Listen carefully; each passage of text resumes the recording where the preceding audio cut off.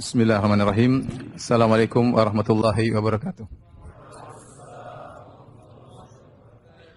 Alhamdulillahi ala ihsanih wa syukru lahu ala taufiqihi wa amtinanih wa asyhadu an la ilaha illallah wahdahu la syarika lahu ta'ziman li sya'nih wa asyhadu anna Muhammadan abduhu wa rasuluhu da'ila ridwanih. Allahumma salli alaihi wa ala alihi wa ashabihi wa ikhwanih. Hadirin dan hadirat yang dirahmati oleh Allah Subhanahu wa taala. Alhamdulillah pada kesempatan kali ini dengan karunia Allah kita bisa berkumpul bermajelis dalam rangka saling mengingatkan tentang akhirat. Semoga pertemuan kita diberkahi oleh Allah Subhanahu wa taala. Salawat dan salam tercurahkan selalu kepada junjungan kita Nabi Muhammad sallallahu alaihi wasallam dan juga kepada keluarganya serta seluruh sahabat beliau tanpa terkecuali. Hadirin dan hadirat yang dirahmati oleh Subhanahu wa taala, surga tentunya impian semua orang, bukan hanya impian orang-orang saleh, bahkan impian para anbiya ya. Oleh karenanya Nabi Ibrahim alaihissalam yang dia adalah Khalilur Rahman, dia berdoa waj'alni mi warathati jannatin na'im, ya Allah jadikanlah aku pewaris dari surga yang abadi, yang Allah abadikan doanya tersebut dalam Al-Qur'an. Demikian juga Nabi Muhammad SAW dalam banyak doa ya meminta surga. Allahumma inni as'alukal jannah. Ya Allah aku mohon kepada engkau surga. Bahkan Nabi SAW menasihati umatnya kalau meminta kepada Allah disuruh minta surga yang tertinggi. Idza sa'altumullah, jika kalian minta kepada Allah fas'aluhul firdaus, mintalah surga firdaus fa innahu a'lal jannah. Karena dia adalah surga yang tertinggi. Karenanya ini adalah tabiat setiap mukmin, rindu dengan surga. Sehingga Allah Subhanahu wa taala menjadikan kehidupan dunia ini ya pasti terkontaminasi dengan kesedihan dan kekhawatiran. Sejak Adam diturunkan dari surga ya, kata Allah Subhanahu wa taala, fala yukhrijannakuma minal jannati fatashqa. Kata Allah, jangan sampai engkau wahai Adam dan istrimu Hawa dikeluarkan oleh iblis fatashqa, maka kau akan sengsara. Padahal waktu Adam di surga, kata Allah Subhanahu wa taala, innalaka alla taju'a fiha wa la ta'ra wa annaka la tazma'u fiha wa la tadha. Wahai Adam, kau di surga, kau tidak akan lapar, kau tidak akan telanjang, kau tidak akan kehausan dan kau tidak akan kepanasan. Artinya kau akan senantiasa bahagia. Ya. Dan hati-hati engkau dan istrimu dengan iblis. Sungguhnya iblis adalah musuh kalian berdua. Jangan sampai dia mengeluarkan kalian berdua dari surga fatashqa, maka kau akan sengsara. Dan ternyata iblis berhasil menggoda nenek moyang kita Adam alaihissalam. Akhirnya Adam pun turun di atas muka bumi, kemudian hidup dengan penuh kepayahan. Hidup dengan penuh kepayahan.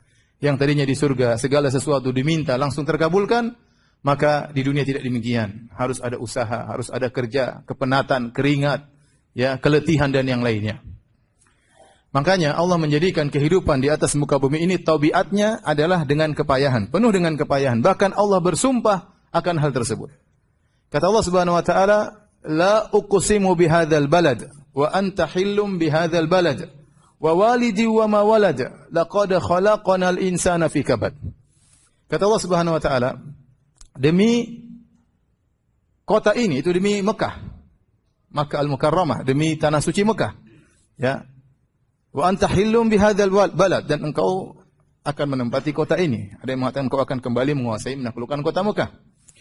Wa walidi wa ma walad, demi orang tua dan demi anaknya. Allah bersumpah ya, demi Mekah. Buat apa Allah bersumpah? Untuk menekankan ya, laqad khalaqnal insana fi kabad. Sungguh kami telah menciptakan manusia dalam kepayahan ya, dalam kepayahan.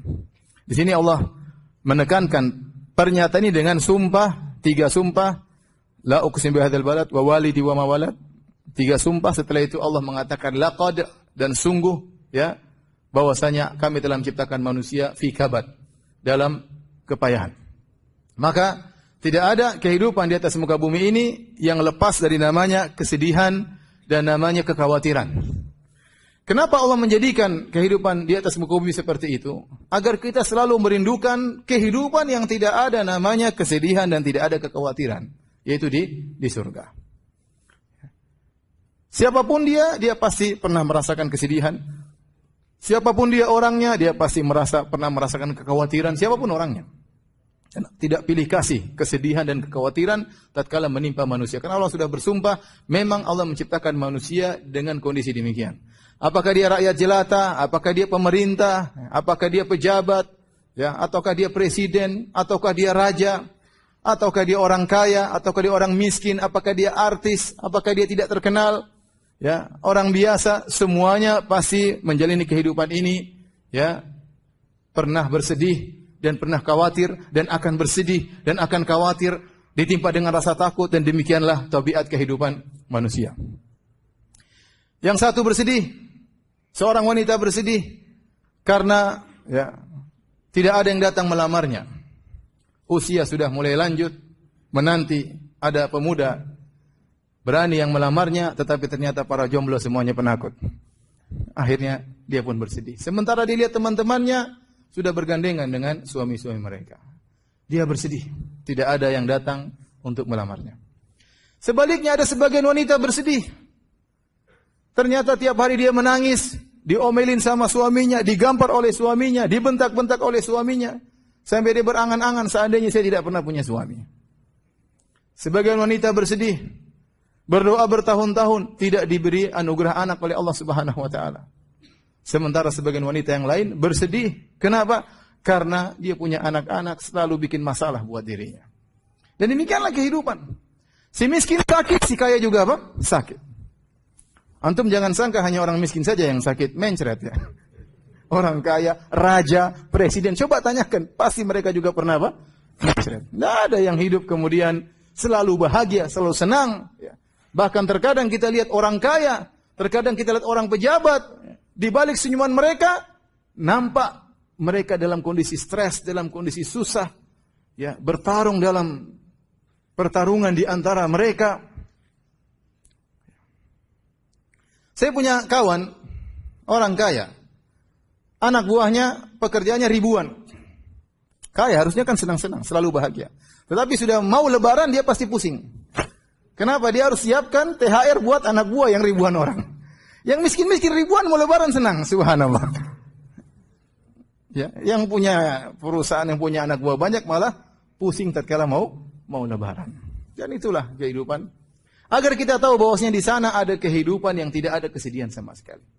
Apalagi dunia ini sebab kesedihan sangat banyak. Kita lihat berita, kita sedih. Dengar berita, kita sedih. Pulang ke rumah, terkadang lihat istri kita sedih. Terkadang lihat anak-anak apa? Sedih. Sebagian seorang pemuda ingin menikah, maka dia berjuang sekeras mungkin mengumpulkan harta untuk membeli mahar, untuk biaya walimah. Kemudian dia sudah lamar wanita tersebut, sebelumnya dia sudah ditolak 5 kali, subhanallah. Perjuangan berat untuk dapat seorang wanita. Begitu dia sudah kumpulkan uang, sudah menikah dengan seorang wanita, ternyata wanita tukang ngomel kerjanya, sedih di rumah terus. Demikianlah namanya apa? Kehidupan. Demikianlah namanya kehidupan. Seorang wanita diam-diam tahu-tahu sedih. Kenapa? Ada orang lewat, perempuan lain lebih cantik daripada dia. Dia pun sedih. Itu kenapa bisa lebih cantik daripada saya? Apa urusanmu? Tapi dia bersedih. Jadi sebab kesedihan di dunia ini banyak. Apalagi orang suka ngikut berita dan akhirnya banyak sedih, banyak gelisah. Dan itulah tabiat kehidupan manusia di dunia ini. Agar kita tahu bahwasanya di sana ada kehidupan, tidak ada kesedihan, tidak ada kekhawatiran. Makanya Imam Ahmad pernah ditanya oleh anaknya, ya abati matar raha, wahai ayahanda, kapan kita beristirahat? Kata Imam Ahmad, sampai kakimu menginjakkan surga, maka kau akan istirahat. Selama kita di dunia, kita akan terkontaminasi dengan kesedihan dan kekhawatiran. Adapun kalau sudah masuk surga, kata Allah, la khaufun alaikum wa la antum tahzanun. Udkhulul jannata la khaufun alaikum wa la antum tahzanun. Masuklah kalian ke dalam surga. Tidak ada kekhawatiran sama sekali bagi diri kalian. Wala antum tahzanun, dan kalian tidak akan pernah bersedih di surga tempatnya. Dikatakan kepada para penghuni surga, innalakum antasihu wala tasqamu abada. Wahai para penghuni surga, kalian akan senantiasa sehat dan tidak pernah sakit selama-lamanya. Tidak ada sakit, tidak ada pilek ya, tidak ada pusing ya, tidak ada stres ya. Penyakit panu pun tidak ada di sana ya. Enggak ada penyakit sama sekali, enggak ada bisul, enggak ada jerawat. Semua kalian selalu sehat, tidak ada sakit selama-lamanya. Wa antahyau fala tamutu abada. Kalian akan senantiasa hidup dan tidak akan mati selama-lamanya, abadi. Pada hari kiamat kelak didatangkan maut dalam bentuk kabsah, dalam bentuk kambing, kemudian disembelih di antara penghuni surga, di antara penghuni neraka. Dikatakan kepada penghuni surga, khuludun la mauta fiha, tidak ada kematian, kalian akan kekal selama-lamanya. Maka bertambahlah kegembiraan orang-orang penghuni surga. Dikatakan kepada penghuni neraka jahanam, kalian akan kekal selama-lamanya, tidak ada kematian. Maka bertambah kesedihan mereka. Tidak ada namanya kematian. Kemudian dikatakan lagi kepada penghuni surga, ya, wa an tasibbu fala tahramu abada. Kalian akan senantiasa muda dan tidak akan pernah tua. Di sini ada yang muda terus enggak? Pasti berubah menjadi orang tua, atau bahasa kita orang senior. Allah kasih tanda bahwasanya kita akan game over di dunia ini. Tadinya muda, gagah, ya, pandangan tajam, telinga pendengaran kuat, mudah berlari, mudah melangkah, berteriak dengan kuat. Lama-lama mulai apa? Melemah. Pandangan mulai kabur, pendengaran mulai lemah, langkah kaki mulai lambat, ya. Suara tidak bisa lagi keras, tadinya lurus mulai bongkok, ya. Tanda-tanda bahwasanya kematian sudah dekat. Adapun di surga senantiasa muda, umur 33 tahun selalu. 33 tahun selalu. Di puncak-puncak aktivitas yang kuat tatkala berusia 33 tahun. Kemudian yang terakhir dikatakan kepada mereka, wa antas'adu fala taba'asu abada. Kalian akan senantiasa bahagia dan tidak ada kesengsaraan selama-lamanya. Itulah kesimpulan daripada keindahan surga. Makanya kata Allah Subhanahu wa taala, "Idza ra'aita thamma ra'aita na'iman." Kalau kau di surga, kau lihat di mana saja, yang kau lihat adalah keindahan, kebahagiaan. Di surga, kalau antum sudah mau surga, mau lihat atas, mau lihat kanan, mau lihat kiri, mau lihat depan, mau lihat belakang, dimanapun engkau meletakkan pandanganmu, kau pasti bahagia. Karena semua yang terlihat di surga mendatangkan kebahagiaan. Berbeda kita di dunia, terkadang lihat ke depan kita sedih, terkadang lihat ke samping kita gelisah, terkadang lihat berita kita khawatir, terkadang lihat istri bahagia, terkadang lihat istri sakit hati, terkadang lihat suami bahagia, terkadang lihat suami sakit hati, terkadang lihat anak-anak bahagia tatkala mereka nurut, terkadang sakit hati tatkala lihat anak-anak bandel. Tidak semua yang kita lihat menyenangkan hati. Tetapi di surga, idza ra'aita thamma, kemanapun arah kau arahkan pandanganmu, kau akan melihat apa? Kebahagiaan. Dari sini para hadirin hadirat yang rahmati Allah Subhanahu wa taala, agar kita terpacu untuk semangat beribadah dan sadar bahwasanya kehidupan kita ini hanya sebentar. Hanya sebentar, ikhwan, maka kita bicara tentang surga. Jangan sampai kita lalai. Kita merasa kita hidup selama-lamanya di sini. Kita lupa bahwasanya kehidupan kita cuma sebentar. Saya sering sampaikan bahwasanya kita ini hanyalah sedang menjalani salah satu tahapan dari perjalanan yang sangat panjang. Kita ada beberapa tahapan. Tahapan pertama, tatkala kita masih di janin, umur kita paling setelah ditiupkan ruh cuma 5 bulan atau 6 bulan dalam perut ibu. Kemudian kita di dunia ini paling 60 sampai 70 tahun, ya. Kata Nabi SAW, "A'maru ummati baina 60 ila 70 wa aqalla man yajuzu dzalik."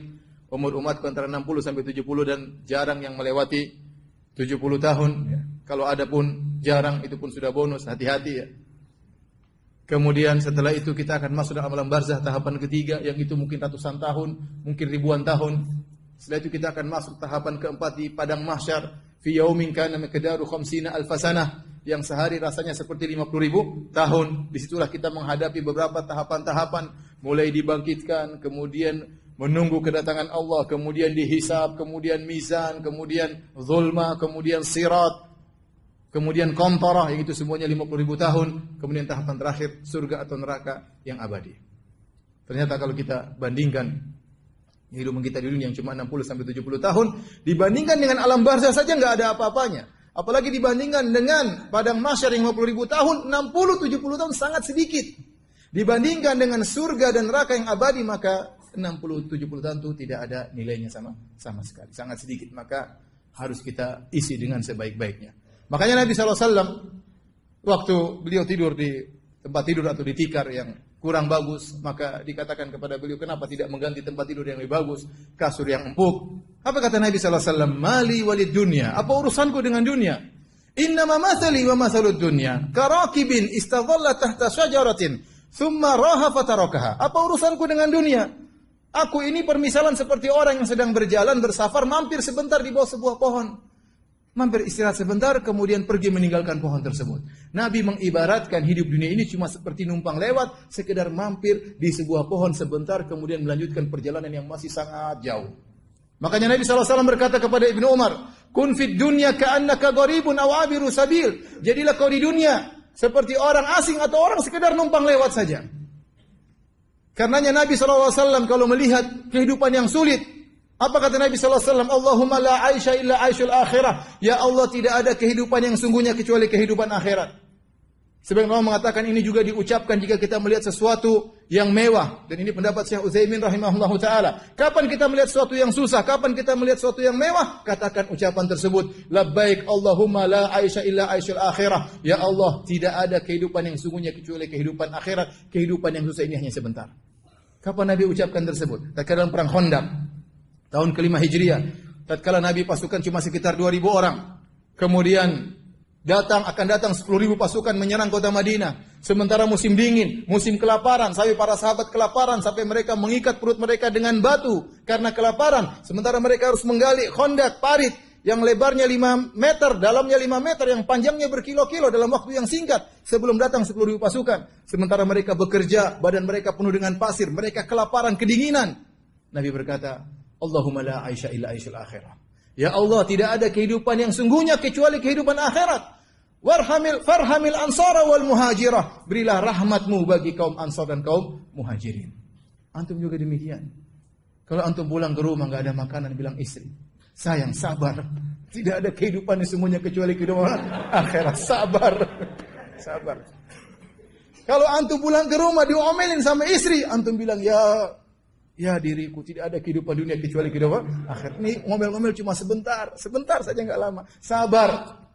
Kalau antum lihat orang punya rumah mewah, punya mobil mewah, jangan terpedaya. Tidak ada kehidupan yang sungguhnya kecuali kehidupan akhirat. Kemewahan tersebut hanya sebentar.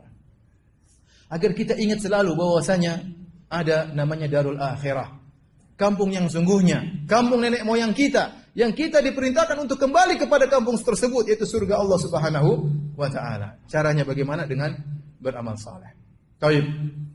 Hadirin dan hadirat yang dirahmati Allah Subhanahu wa taala, kita akan berbicara sedikit tentang pesona surga. Tentunya surga di luar daripada khayalan kita. Otak kita tidak mampu untuk menghayalkannya. Tapi kita hanya menyampaikan kabar-kabar yang datang kepada kita baik dari Al-Quran maupun dari sunnah-sunnah Nabi SAW.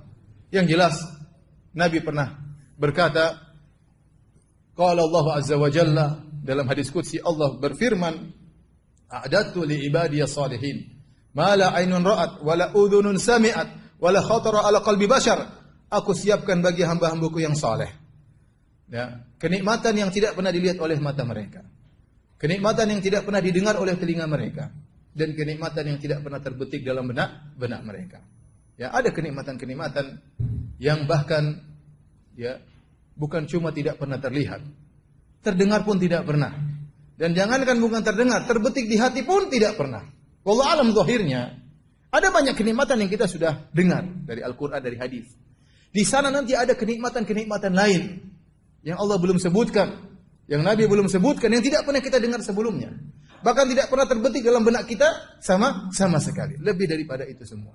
Makanya kemudian kata Nabi SAW membacakan firman Allah Subhanahu wa taala, "Fala ta'lamu nafsun ma ukhfiya lahum min qurrati a'yun jazaa'an bima kanu ya'malun." Sungguhnya tidak ada satu jiwa pun yang tahu tentang kenikmatan surga yang Allah sembunyikan dari mereka. Jadi kalau orang sudah masuk surga baru dia bisa tahu kenikmatan tersebut. Tetapi akan kita sampaikan ya apa yang dikabarkan oleh Allah dan Rasulnya, namun hakikatnya sungguhnya lebih daripada apa yang kita khayalkan. Hadirin dan hadirat yang dirahmati oleh Allah Subhanahu wa taala, pertama kita berbicara tentang luasnya surga. Surga bertingkat-tingkat, jelas bertingkat-tingkat. Surga yang paling rendah luasnya dalam hadis dalam Sahih Bukhari disebutkan 10 kali luas bumi ini. 10 kali luas bumi ini. Dalam satu hadis kata Nabi sallallahu alaihi wasallam, "Inni la a'lamu akhira ahli an-nari khurujan minha wa akhira ahli al-jannati dukhulan." Kata Nabi sallallahu alaihi wasallam, sungguh aku mengetahui orang yang paling terakhir keluar dari neraka dan yang paling terakhir masuk surga. Ini orang yang paling rendah. Semua orang sudah keluar dari neraka, tinggal dia yang belum. Kemudian dia keluar paling terakhir. Yakhruju minan nari kabwan, bahkan dia keluar dari neraka tertatih-tatih. Dan dia yang paling terakhir masuk surga. Maka dikatakan kepadanya, Allah berkata kepadanya, "Idhhab fadkhulil jannah." Pergilah engkau masuk surga. Maka dia pun pergi ke surga. Fa yukhayyalu ilaihi annaha mal'a. Maka dihayalkan kepadanya surga sudah full. Dia balik kepada Allah, "Ya Rabbi, wajadtuha mal'a." Dengan penuh kesedihan, "Ya Allah, masuk surga semua kapling sudah habis." Kata Allah Subhanahu wa taala, "Idhhab fadkhulil jannah." Pergilah engkau menuju surga. Pergilah dia menuju surga. Fa yukhayyalu ilaihi annaha mal'a. Dikhayalkan kepadanya surga sudah penuh, dia berkata, "Rabbi wajadtuha mal'a." Dengan penuh kesedihan, "Ya Rabbku, surga sudah penuh, masuk ke mana?" Kata Allah, "Idhhab fadkhulil jannah." Pergilah dan masuklah ke dalam surga. "Fa inna laka mithlu dunya wa asyratu amsalihha." Dalam riwayat wa asyratu amsalid dunya. Kata Allah, sungguhnya bagi engkau surga seluas 10 dunia ini. Subhanallah. Ini orang paling terakhir masuk surga. Kemudian dia hampir tidak percaya, dia berkata, "Ya Rabb, atahza' bi wa anta rabbul alamin." Ya Allah, Anda kan Tuhan, masa ngejek saya ya Allah? Saya kayak gini dapat 10 kali lipat dunia. Jangan ngejek saya, jangan begitu ya Allah. Allah tidak mengejek. Ternyata dia penghuni surga yang paling rendah. Berapa kerajaannya, seluas apa? 10 kali dunia ini. Kata Nabi sallallahu alaihi wasallam, "Dzalika adna ahlil jannati manzilatan." Itulah orang yang paling rendah kedudukannya di surga. Dan benarlah firman Allah Subhanahu wa taala, "Fa idza ra'aita thamma ra'aita na'iman wa mulkan 'azima." Kalau kau lihat surga, kau akan lihat kenikmatan dan kau akan lihat kerajaan yang besar. Setiap orang masuk surga benar-benar dia seorang raja. Benar-benar dia seorang raja. Bagaimana tidak? Luas kekuasaannya 10 kali dunia ini. Dengan begitu banyak kenikmatan dan keindahan, seluruhnya isinya dengan penuh kebahagiaan. Itu penghuni surga yang paling rendah. Baik, siapa yang mau jadi orang ini? Angkat tangan. Penghuni surga yang paling rendah. Nah, ada yang mau? Angkat tangan. Kita doakan semoga menjadi. Nanti nggak mau? Nanti pede banget nanti. Kayak masuk surga aja. Intinya para hadirin, benar kata Allah, "Wa mulkan 'azima." Kau akan melihat kerajaan yang besar. Benar-benar seorang penghuni surga dia raja. Raja sekarang tidak seperti raja. Presiden sekarang bukan raja sesungguhnya. 5 tahun ganti. Ribut-ribut lagi supaya terjadi lagi entah menang entah kalah seperti itu. Ya. Tidak selalu tenang dengan kekuasaannya. Raja pun demikian. Ya. Ada aja gejolak, ada saja gejolak, ada yang mau berontak, ada yang mau anu. Demikian kondisi di dunia. Siapa yang raja tenang dengan pasti kekayaannya abadi selama-lamanya, dia muda selama-lamanya, ditemani dengan bidadari selama-lamanya, kekayaan yang selama-lamanya. Bahkan sebagian ahli tafsir, sebagian salaf menafsirkan, "Ra'aita an-na'iman wa mulkan 'azima." Kalau kau lihat di sana, kau lihat kerajaan yang agung, kata mereka istidzanul malaikah. Malaikat kalau mau ketemu raja surga tersebut harus minta izin terlebih dahulu. Bayangkan betapa agungnya penghuni surga tersebut. Sampai malaikat kalau mau ketemu dia, malaikat yang agung minta izin dulu mau ketemu raja. Benar-benar raja atau bukan? Makanya antum di dunia kalau nggak bisa jadi raja, jadilah raja di mana? Di akhirat, di surga. Jangan sampai di dunia udah miskin, nelongso, menyedihkan, jomblo. Di akhirat neraka. Jangan. Jadi ikhwan dan akhwat yang dirahmati Allah Subhanahu wa taala. Seorang di surga memiliki surga yang sangat luas, bahkan yang paling rendah memiliki surga seluas 10 dunia, 10 kelipatan bumi ini. Baik. Kita bicara tentang luasnya surga, kita bicara tentang tanah surga, bangunan surga. Ya, dalam hadis labinatun min dhahab, labinatun min fiddah, wa milatuha al-miskul adfar. Ya. turbatuha za'faran, hasba'uha lu'lu' wal marjan, ya. Wal yaqut. Kata Nabi sallallahu alaihi wasallam, surga itu batanya terbuat dari emas. Surga itu batanya terbuat dari perak. Tentu emasnya tidak seperti emas di dunia. Tentu peraknya tidak seperti perak di dunia. Kemudian tanahnya terbuat dari za'faran. Semennya terbuat dari minyak kasturi, semennya. Kemudian batunya, kerikilnya terbuat dari mutiara dan intan berlian. Gimana sih, kita nggak bisa bayangkan. Kita saja kalau sudah punya emas satu segini aja, bangganya, sombongnya luar biasa. Segini aja nggak punya, apalagi ya. Kalau punya emas, antum bayangkan, antum punya emas, rumah semuanya isinya emas, batanya dari emas, luar biasa. Ini kerajaan yang luar biasa. Ya. Tanahnya harum, za'faran, kerikilnya intan berlian, ya. Luar biasa. Oleh karenanya, hadirin, hadirat yang dirahmati Allah Subhanahu wa taala. Ini baru kita berbicara tentang ya bangunan yang ada di surga. Terkadang istana dibuat oleh Allah Subhanahu wa taala ya min lu'lu'atin wahidatin mujawwafah, dibuat dari mutiara raksasa. Kemudian dibolongin oleh Allah sehingga menjadi tempat tinggal. Bayangkan tempat tinggal terbuat dari mutiara yang raksasa. Baik, setelah kita bicara tentang bangunan di surga, bicara apa lagi? Bidadari terakhir.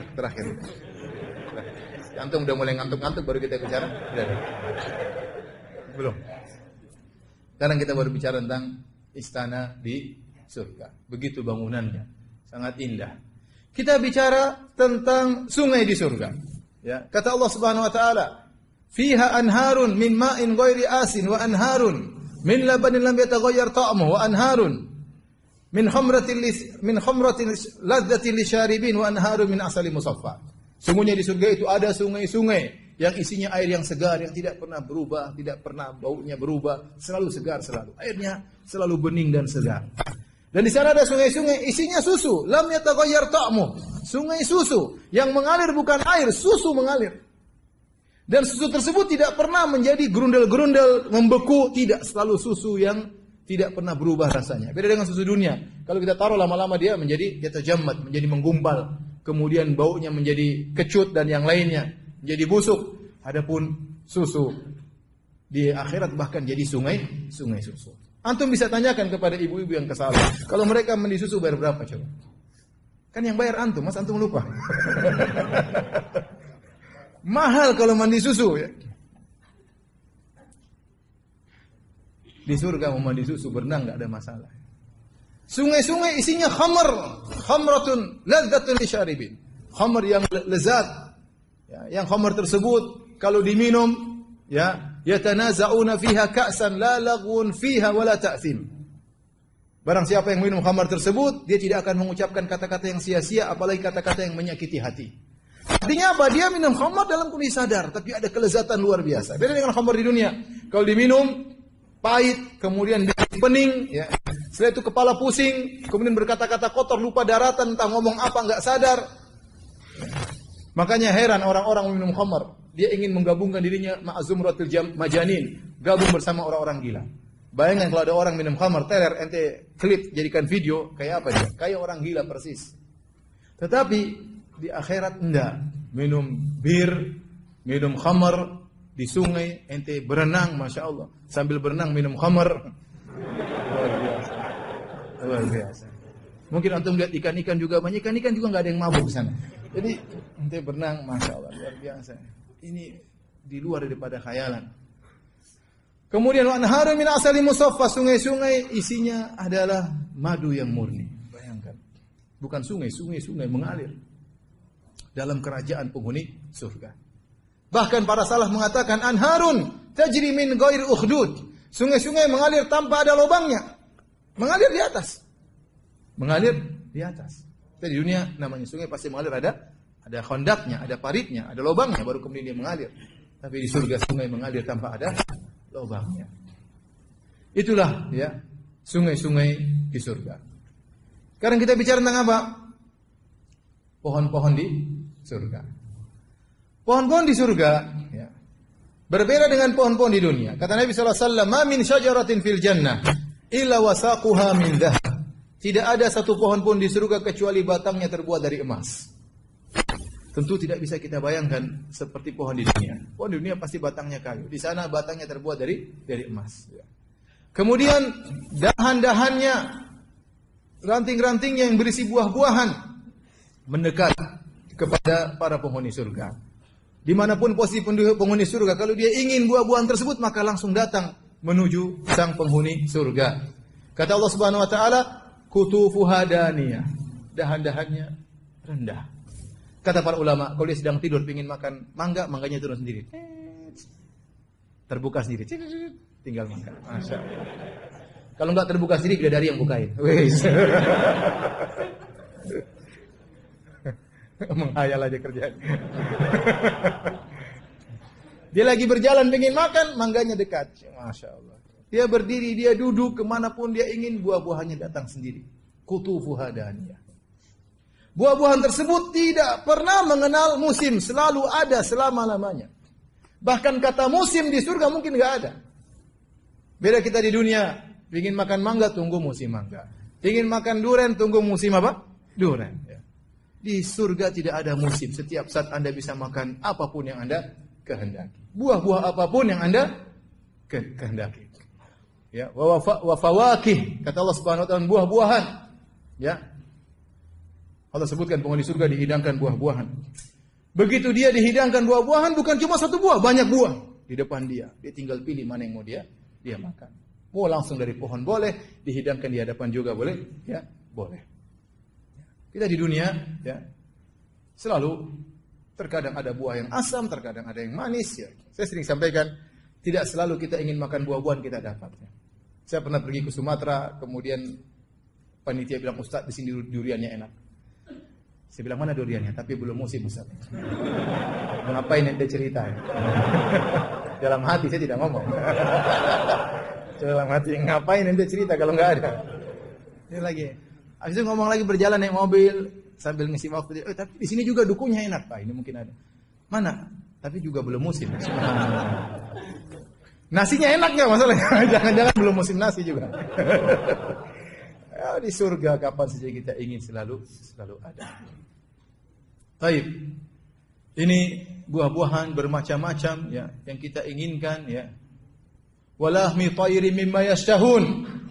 Kemudian di antara makan penghuni surga, ya, lahmi tayrin, yaitu daging burung.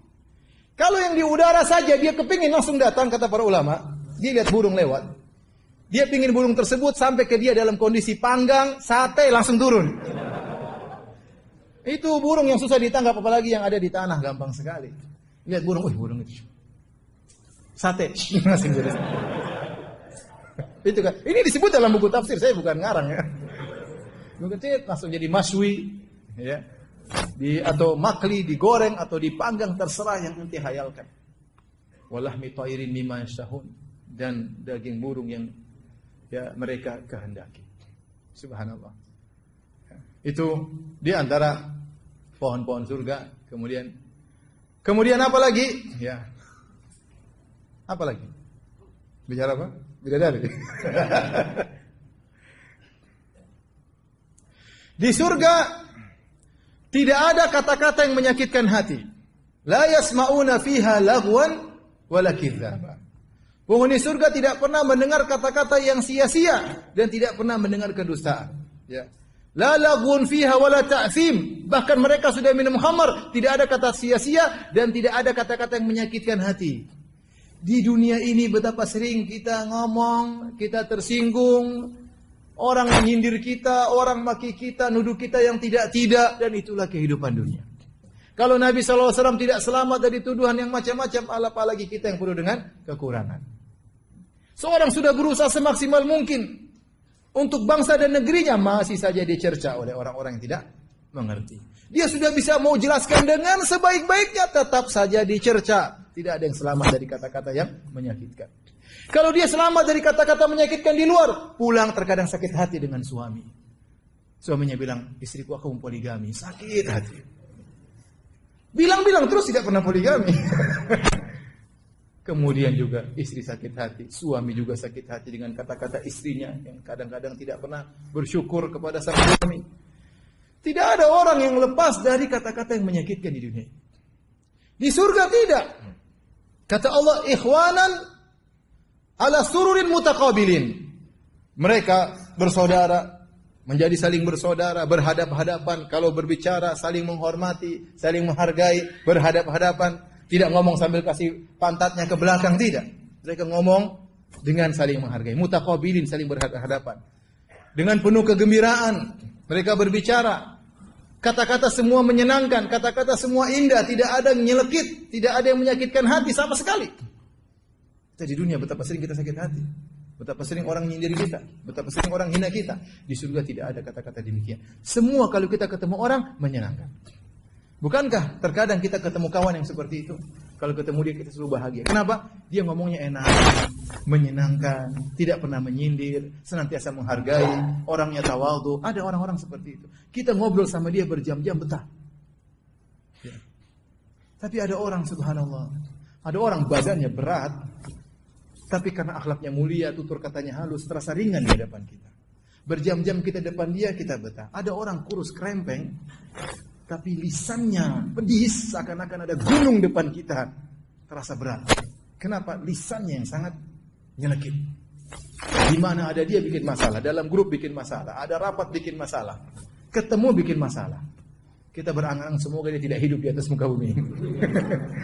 Jadi di surga tidak ada kata-kata yang menyakitkan. Semua kata-kata menyenangkan. Isya berapa menit lagi? 5 menit lagi ya? Baik. Kata panitia 5 menit sebelum azan ya. Siap-siap, mau siap-siap dulu. Mana panitia? Hah? Sampai azan? Oke, sampai azan. Baik. Kemudian di surga, apa saja yang antum minta dikabulkan oleh Allah Subhanahu wa taala. Semua dikabulkan oleh Allah Subhanahu wa taala. Betapa sering di dunia kita punya cita-cita, punya keinginan, punya harapan tidak dikabulkan. Tidak dikabulkan. Padahal bisa jadi tidak dikabulkan lebih baik bagi kita. Tetapi kita kecewa. Ya, kita kecewa. Betapa sering kita ingin berlabuh ke utara, ternyata angin berhembus ke arah selatan. Dan itu sering terjadi.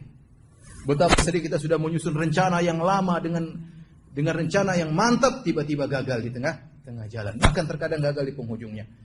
Adapun di surga minta apa saja dikabulkan. Kata Allah Subhanahu wa taala, "Walakum fiha ma tashtahi anfusukum, walakum fiha ma tad'un, nuzulan min ghafurir rahim." Kata Allah, di surga kalian minta apa saja, apa yang kalian hasratkan Allah kabulkan, dan apa yang kalian ucapkan Allah kabulkan. Berhasrat Allah kasih, ngomong Allah kasih. Semuanya. Minta apa saja. Sampai dalam Sahih Al-Bukhari. Tatkala dari Abu Hurairah radhiyallahu ta'ala anhu, anna Nabi sallallahu alaihi wasallam kana yauman yuhaddits wa indahu rajulun min ahli al-badiyah. Suatu hari Nabi sallallahu alaihi wasallam sedang menyampaikan hadis, dan di sisi beliau ada seorang Arab Badui. Maka Nabi berkata kepada para sahabat, "Inna rajulan min ahli al-jannah yasta'dhinu rabbahu fi zara'." Sungguhnya di surga kelak ada seorang lelaki minta izin kepada Allah untuk bisa bercocok tanam. Dia ingin bercocok tanam. Mungkin nostalgia, mungkin dia dulu petani ya. Maka Allah bertanya kepada dia, ini tumben minta cocok tanam. Semuanya pengin main sama bidadari, dia pengin cocok tanam. Maka Allah bertanya, "Alastafi masyita?" Bukankah kau minta apa saja pasti dikabulkan? Kata orang tersebut, penghuni surga tersebut, subhanallah. Mudah-mudahan orang itu adalah antum ya akhi. Orang tersebut berkata, "Bala, tentu ya Rabb, aku tahu aku minta apa saja dikabulkan. Engkau pasti berikan apa yang aku minta. Walakinni uhibbu an azra." Tetapi kali ini aku ingin bercocok tanam. Allah kabulkan. Fabadara, maka dia pun menaruh benihnya. Apa kata Nabi sallallahu alaihi wasallam? Fabadara tarfa nabatuhu wastiwa'uhu wastihsaduhu fakana ka'amsalil jibal. Baru dia taruh, tring, belum dia mengejapkan matanya, tiba-tiba sudah tumbuh, langsung besar, langsung panen. Karena di surga tidak pakai nunggu. Tidak ada nunggu-nunggu di sana. Tidak ada nunggu. Mau apa saja langsung dikabulkan. Kita di dunia ini selalu menunggu, menanti. Ya. Betapa sering kita ke restoran makan. Mbak, jangan pakai lama ya ayam. Tetap aja lama. Ya. Yang kita beli lama, bahkan gratisan pun kita terkadang nunggu ngantri. Ya. Mau apa saja sering kita apa? Nunggu. Di surga nggak pakai nunggu. Bayangkan. Dia minta apa saja dikabulkan. Bahkan ingin bercocok tanam, maka langsung Allah kabulkan seketika itu pula. Karena di surga tidak ada kesedihan. Tidak boleh ada kesedihan. Tidak boleh ada kesedihan. Maka waktu Nabi mengatakan demikian, Arab Badui ini berkata, saya tahu itu orang. Itu pasti orang Quraisy. Yang minta cocok tanam itu pasti apa orang? Orang Quraisy. Kenapa? Karena orang Quraisy itu tukang bercocok tanam. Atau orang Ansor, tukang apa bercocok tanam. Maka Nabi SAW pun tersenyum. Siapa tahu orang Medan. Jadi kalau antum sampai di surga, dengar ada orang bilang, ya Allah, aku ingin makan durian ucok. Itu orang Medan.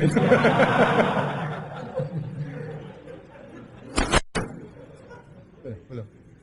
Baik, kita lanjutkan habis salat Isya insyaallah taala. Assalamualaikum warahmatullahi wabarakatuh. Assalamualaikum warahmatullahi wabarakatuh. Alhamdulillah, salatu wassalamu ala Rasulillah wa ala alihi wa sahbihi wa ala. Pembicaraan tentang bidadari semakin dekat ya. Tapi belum, tenang aja. Di antara kenikmatan yang dirasakan oleh para penghuni surga, mereka dengan begitu santai mendapatkan kenikmatan-kenikmatan tersebut. Dan ini Allah sering sebutkan dalam Al-Quran dengan firman-Nya, muttaqiina fiha 'alal araik. Bahwasanya mereka ittika itu bertelekan di atas araik. Araik itu jamak dari arikah. Arikah adalah tempat tidur yang dihias. Tempat tidur yang sudah dikasih kelambu, seperti tempat tidur malam pengantin, sudah dihias dan mereka tinggal bertelekan di tempat tidur tersebut. Bertelekan itu apa? Antara duduk dan berdiri. Begini kira-kira. Coba antum bayangkan, coba praktek.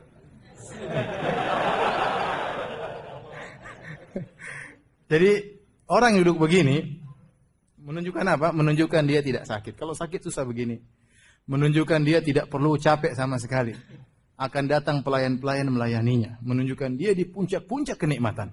Dia di puncak-puncak kenikmatan, benar-benar seorang raja. Muttaqiina fiha 'alal araik, di atas tempat tidur yang begitu indah yang sudah dihias. Kenapa? Banyak pelayan di sekitarnya. Kata Allah Subhanahu wa taala, wa yatufu 'alaihim wildanun mukhalladun idza ra'aitahum hasibtahum lu'lu'an mansura. Dan bersekeliling di sekitarnya wildan, para pelayan-pelayan yang selalu dalam kondisi masih kecil, masih remaja kecil. Allah ciptakan mereka khusus untuk melayani para penghuni surga, ya.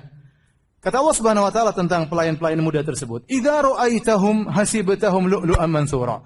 Kalau engkau melihat mereka, para pelayan tersebut yang kecil-kecil tersebut, engkau melihat seperti lu'lu', yaitu mutiara yang tersebar di mana-mana ada. Artinya pelayan tersebut sangat banyak dan tersebar, gesit bergerak.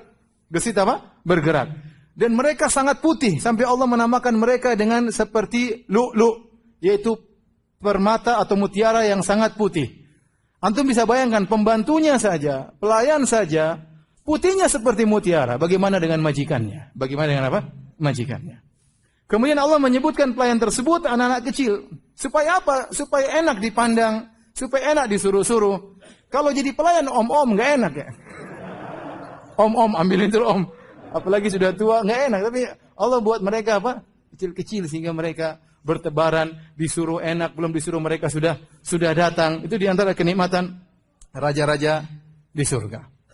Kemudian di antara kenikmatan yang ada di surga, bahwasanya para penghuni surga tidak pernah off dari kenikmatan. Mereka tidak pernah letih, mereka tidak pernah capek, apalagi tidur.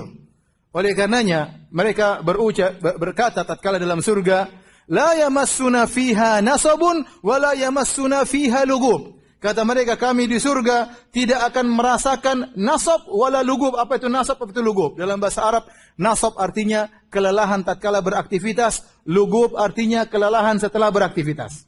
Kelelahan setelah beraktivitas. Oleh karenanya Allah membantah persangkaan orang-orang Yahudi yang mengatakan Allah letih setelah menciptakan langit dan bumi dalam waktu 6 hari. Hari ke-7 Allah istirahat. Makanya Allah bantah dalam firman-Nya dalam surat Qaf, "Wa laqad khalaqnas samawati wal arda wa ma bainahuma fi sittati ayyamin wa ma massana min lughub." Kami telah menciptakan langit dan bumi dan apa yang di antara keduanya dalam waktu 6 masa, dan kami tidak ditimpa dengan lugub, yaitu keletihan setelah beraktivitas.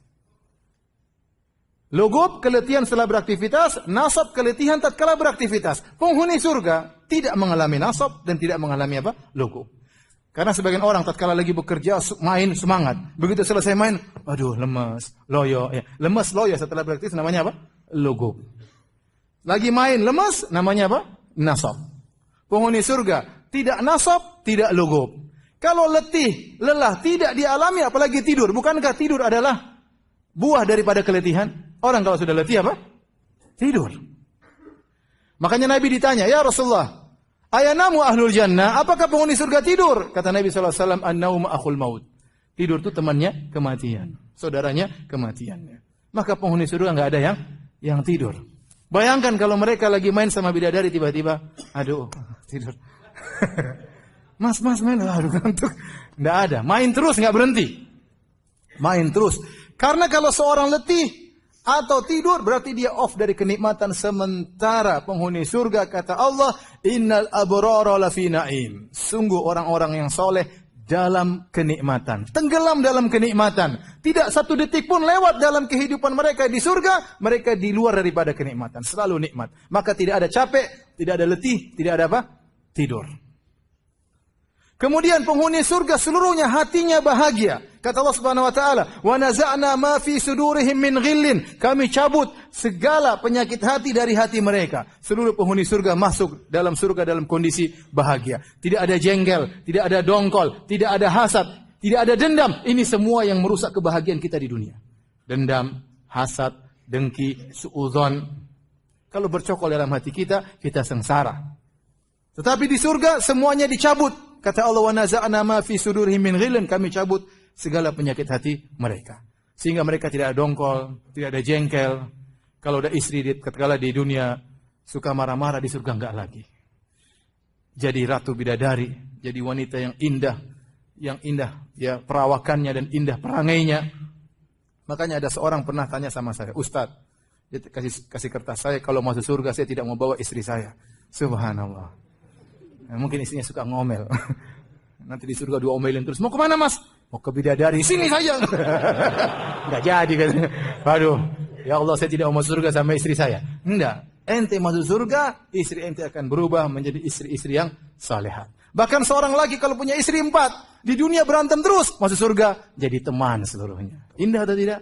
Indah ya. Jadi yang punya satu bersyukur kepada Allah Subhanahu wa taala. Baik, hadirin dan hadirat yang dirahmati Allah Subhanahu wa taala, jadi seluruh hati mereka bersih dengan penuh ketentraman, ketenangan, selalu dalam kebahagiaan. Itulah di antara kenikmatan penghuni surga. Tiba saatnya kita berbicara tentang apa? Bidadari. Mau setengah jam atau 1 jam? Kita singkat aja. Bidadari banyak Allah sebutkan dalam Al-Quran sifat-sifatnya dan juga banyak disebutkan oleh Nabi SAW dalam sifat-sifatnya. Dalam hadis-hadis Nabi. Dan kita punya kaedah. Kata Ibnu Abbas radhiyallahu anhu dalam perkataannya, "Laisa syai'un fil jannah mimma fid dunya illa al-asma." Tidak ada satupun di dunia dibandingkan dengan di surga kecuali yang sekedar nama. Nama saja yang sama, seluruh hakikatnya berbeda. Tadi sudah kita sebutkan. Sungai, namanya sungai, hakikatnya beda. Pohon, namanya pohon, hakikatnya apa? Beda. Buah namanya buah, hakikatnya apa? Beda. Kemudian tanah beda. Di surga tanah terbuat dari apa? Za'faran. Kerikil namanya sama-sama kerikil, tapi hakikatnya apa? Beda. Emas nama-samanya emas, tapi hakikatnya beda. Semua berbeda, tidak ada yang sama. Bahkan wanita tidak sama dengan wanita dunia, tidak sama dengan wanita di surga. Rasulullah SAW memberikan satu kesimpulan yang sangat indah. Kata Nabi SAW, "Lau anna imra'atan min ahlil jannah ittala'at ala ahli dunya la adha'at ma bainahuma wa la mala'at ma bainahuma riha wa la nasifuha ala ra'siha khairu min ad-dunya wa ma fiha." Kata Nabi sallallahu alaihi wasallam, seandainya ada seorang wanita surga nongol di dunia ini. Nongol, teling, maka akan memberi penerangan antara langit dan bumi. Seandainya di Medan semuanya lampu mati, bidadari nongol, terang benderang, Masya Allah. Asli terang benderang. Bukan cuma itu, wala malat bainahuma riha, bahkan keluar bau yang semerbak, yang harum dari bumi sampai di langit gara-gara munculnya bidadari tersebut. Kemudian kata Nabi SAW, wala nasifu ala ra'siha, kerudungnya, khimarnya yang ada di atas kepalanya lebih baik daripada dunia dan seisinya. Itu baru kerudungnya, ikhwan. Belum apa? Belum lesung pipitnya. Masya Allah. Itu apanya? Nggak tahu saya. Saya nggak tahu bidadari kayak apa ya. Intinya, ya, luar biasa. Tapi kata Allah, fala ta'lamu nafsun ma ukhfiya lahum. Allah sembunyikan. Seandainya Allah perlihatkan kita bidadari 5 menit saja, mungkin kita semua jadi soleh semua. Sudah semuanya ngaji Quran terus bidadarinya kelihatan. Ini kita dapat kayak gini, waduh. Tapi Allah tidak perlihatkan. Kita beriman kepada yang gaib. Allah kabarkan ada bidadari. Rasulullah SAW kabar bidadari, kita percaya. Ya. Dan semua di luar khayalan kita. Saya akan sebutkan sifat-sifat bidadari tersebut. Yang pertama, Nabi SAW berbicara tentang fisiknya, atau Allah berbicara tentang fisiknya. Kata Allah Subhanahu wa taala bahwasanya bidadari ka'amsali lu'lu'il maknun wa hurun 'ain ka'amsali lu'lu'il maknun. Yang bidadari yang matanya jelita, lentik jelita, ka'amsali lu'lu'il maknun, seperti mutiara yang tertutup dalam cangkangnya. Ini mensifatkan tentang putihnya kulit bidadari. Seperti mutiara dalam cangkangnya, tidak terkontaminasi dengan apapun. Putihnya bersih, murni. Tidak ada bintik-bintiknya, tidak ada tai lalat-tai-lalatnya, enggak ada bopeng-bopengnya, enggak ada. Putih bersih, beda dengan wanita dunia. Seperti apapun ada bintik-bintiknya, ada merah-merahnya, ada item-itemnya, ada gores-goresannya. Adapun bidadari putih bersih, tidak ada terkontaminasi dengan satu titik hitam pun. Seperti mutiara yang tertutup dalam cangkangnya. Antum yang buka cangkang tersebut. Itu berkaitan dengan putihnya bidadari. Berkaitan dengan beningnya bidadari. Kata Allah Subhanahu wa taala, ya, ka'annahunnal yaqutu wal marjan dalam surat Ar-Rahman. Sungguhnya para bidadari seperti al-yaqut wal marjan, seperti intan berlian, seperti mutiara. Kata para ulama, mutiara putih dimaksudkan adalah kulitnya yang putih, adapun tubuhnya bening seperti intan berlian. Kita kalau ambil intan berlian, bening atau tidak? Bening. Ternyata tubuh bidadari bening. Saking beningnya, kata Nabi SAW, mir'atuha kabiduhu. Sesungguhnya hatinya bidadari adalah cermin bagi suaminya. Kalau antum masuk surga, terus antum ketemu dengan istri antum dari bidadari, di depan antum ternyata wajah antum di hatinya. Subhanallah. Kenapa? Karena saking bening tubuhnya. Ya, saking bening apa? Tubuhnya. Ya. Saya sering tanya istri saya, sayang kamu lagi di mana? Lagi di hatimu wahai suamiku. Masya Allah. Semoga Allah menjadikannya bidadari surga. Amin ya rabbal alamin. Intinya, benar-benar seorang melihat bidadari sangat bening. Saking beningnya apa kata Nabi SAW? Ya, kata Nabi SAW bahwasanya yura suqa mukhihi yura mukhu saqaihi min wara'il lahmi minal husni. Kata Nabi SAW, terlihat sumsum betisnya di balik dagingnya. Sumsum betisnya kelihatan. Kalau orang dengar lafal Nabi, terlihat sumsum betisnya di balik tulangnya, di balik dagingnya, wah ini gendruwo kali ya. Tetapi Nabi bantah, kata Nabi, minal husni, karena saking indahnya. Ini yang membuat kita semakin yakin bahwasanya bidadari tidak bisa kita hayalkan. Coba antum bayangkan, sosok putih banget, tapi bening banget. Sampai sumsumnya kelihatan. Wah, ngeri nggak antum? Ngeri. Ini tengkorak hidup.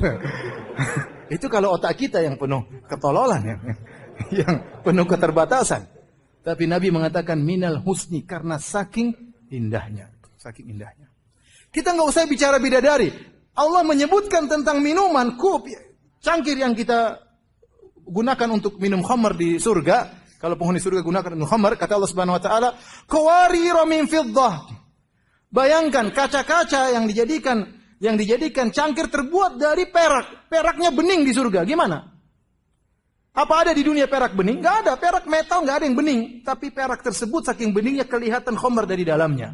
Kata para ulama, ini menunjukkan perak di dunia tidak sama dengan perak di mana? Di akhirat. Dia metal, perak tapi bening.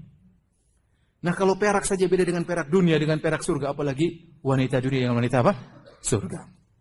Saking putihnya bidadari, kata Nabi SAW, yura bayadu saqaiha min wara'i sab'ina hullah. Kata Nabi SAW, terlihat putih betisnya di balik 70 gaun.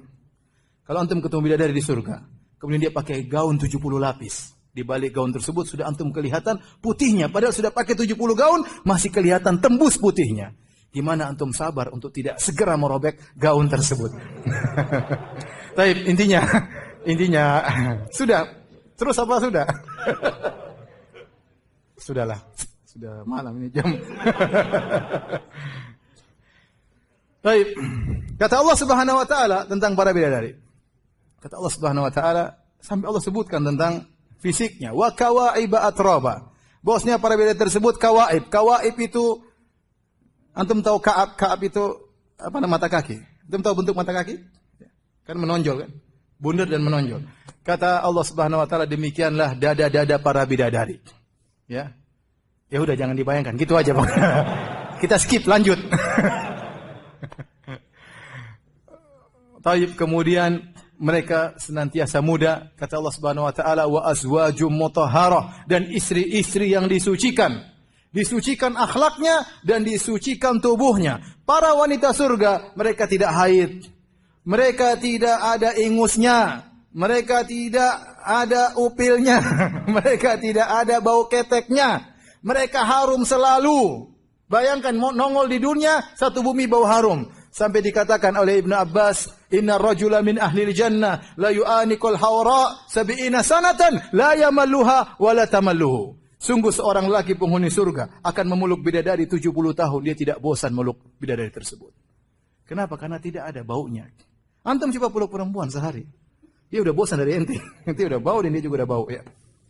70 tahun dia peluk dan dia tidak bosan. Kenapa? Karena selalu harum. Tidak ada kotorannya sama sekali. Tidak ada tai matanya, tidak ada tai telinganya, tidak ada kentutnya, tidak ada. Antum wanita tercantik di dunia ini pasti kalau kentut pasti bau ya. Enggak percaya. Baik. Jadi secara fisik luar biasa. Ya. Kita bicara akhlak. Bagaimana akhlak bidadari? Kata Allah Subhanahu wa taala, qasiratut tarf. Mereka senantiasa menundukkan pandangan.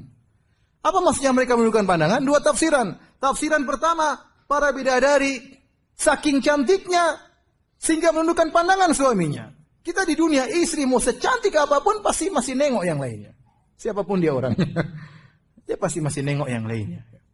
Tapi di surga kalau istri sudah sangat cantik, sang lelaki sudah melihat sudah puas. Kenapa? Terlalu cantik. Tidak butuh dia melihat kepada yang lainnya. Tapi Allah berikan banyak bidadari. Kenapa menundukkan qasiratut tarf, menundukkan pandangan. Maksudnya menundukkan pandangan suami mereka. Karena saking cantiknya bidadari. Ini tafsiran pertama. Tafsiran kedua, para bidadari menundukkan pandangan mereka. Bidadari tersebut tidak pernah melihat lelaki lain. Mereka fokus kepada suaminya. Mereka tidak pernah membandingkan suaminya dengan lelaki lain. Tidak pernah. Kecintaannya terfokuskan buat suaminya. Memang dia diciptakan untuk melayani sang suami. Sehingga pada pandangannya terfokus kepada suaminya. Seakan-akan dia tidak pernah melihat lelaki yang lain. Jadilah suaminya yang tertampan dalam pandangannya. Sungguh sedih seorang suami jika istrinya berkata, "Mas, kamu kok tidak secakap si fulan? Mas, kamu betapa sakit hati seorang suami tatkala istrinya membandingkan suaminya dengan suami apa orang lain." Sama istri juga sakit hati kalau suaminya membandingkan dia dengan wanita yang lain. Bidadari tidak pernah membandingkan suaminya dengan yang lain. Fokus dia melayani apa? Suaminya. Demikian akhlaknya. Kata Allah Subhanahu wa taala juga di antara akhlak bidadari, hurum maqsuratun fil khiyam. Para bidadari senantiasa terpingit dalam kemah-kemah. Mereka selalu menanti kedatangan suami mereka. Tidak keluar kecuali dengan izin apa suami mereka.